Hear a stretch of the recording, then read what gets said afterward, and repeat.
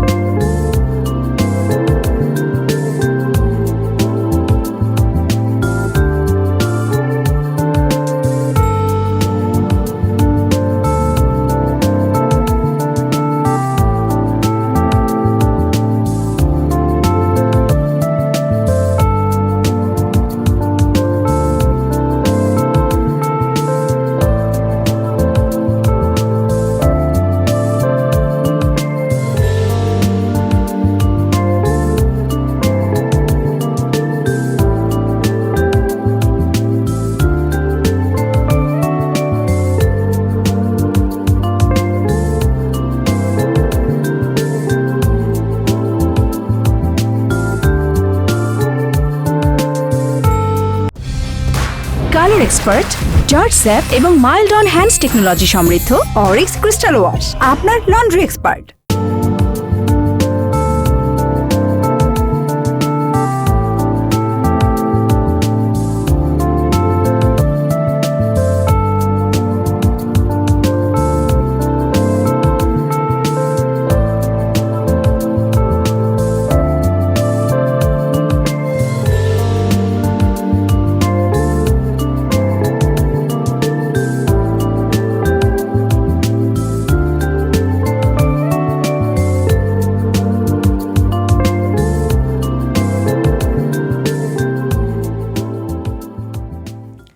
প্রিয় দর্শক, এতক্ষণ দেখছিলেন আমাদের টুকিটাকি সেগমেন্টটিতে কাগজ দিয়ে খেলনা টেবিল ও চেয়ার বানানোর একটি ভিডিও ক্লিপ।